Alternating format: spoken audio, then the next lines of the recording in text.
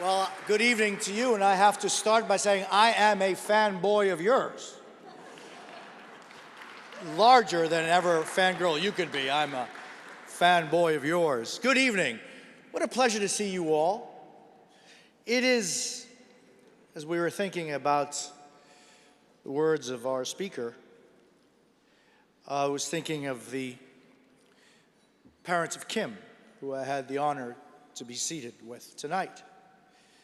And I agree that no one wishes you were here because of what happened to your daughter. That flame is the passion, the compassion, the vocation of your daughter. And it is the passion and compassion, commitment, and yes, vocation of all of us as well. And our responsibility to remember that that flame can never be extinguished. It is an honor to be here tonight to announce the recipients of tonight's recognized journalists. And there's apparently some housekeeping items I have been asked to go through. First one is, for each award, I'm going to announce the names of the honorable mention, citation winners first, and then the names of the award winners. You're all winners, however, but there is a difference there. So please hold the applause until I've read the names of both groups. Only award winners will come up to the stage. So shall we begin with newspapers? Vital to so much of the future of this country and journalism.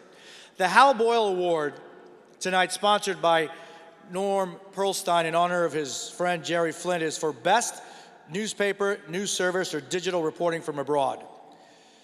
The citation goes to Claire Baldwin, Andrew R.C. Marshall, Manuel Mogato, and the Reuters team for Duterte's War.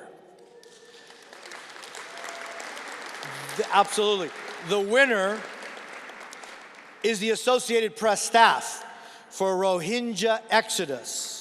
Yes, the AP journalist documented the horrific crimes unfolding against the Rohingya minority in Myanmar in a series of stories that exemplified foreign correspondence at its best, exposing human rights violations, putting a human face on conflict, and providing a roadmap for future investigations into what world powers are calling genocide. Let's give them applause, if we will.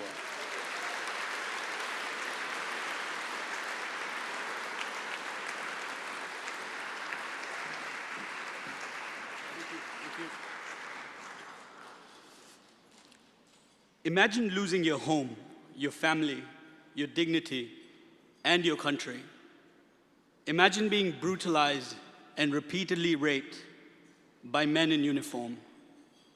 Imagine crossing a choppy river on an overcrowded fishing boat to escape gunfire and grenades. Imagine that boat capsizing and being forced to let go of your children because their weight was pulling you underwater as you struggle to swim to the shore. These are stories too awful to even imagine. For nearly 1 million Rohingya refugees, these stories are their lives. Perhaps one of the biggest challenges while reporting from the camps in Bangladesh was keeping our own emotional responses in check as we heard story after story from near catatonic survivors. I want to thank the jury and the Overseas Press Club for recognizing our work. Special thanks to our editors who coordinated from all around the world to ensure our stories were accurate and objective. I also want to thank our translators who worked tirelessly on the ground with us and without whom we would not have been able to report these stories. I also want to take this opportunity to remind journalists present here that the Rohingya crisis is far from over. There are still many stories in those camps that need to be told. Thank you.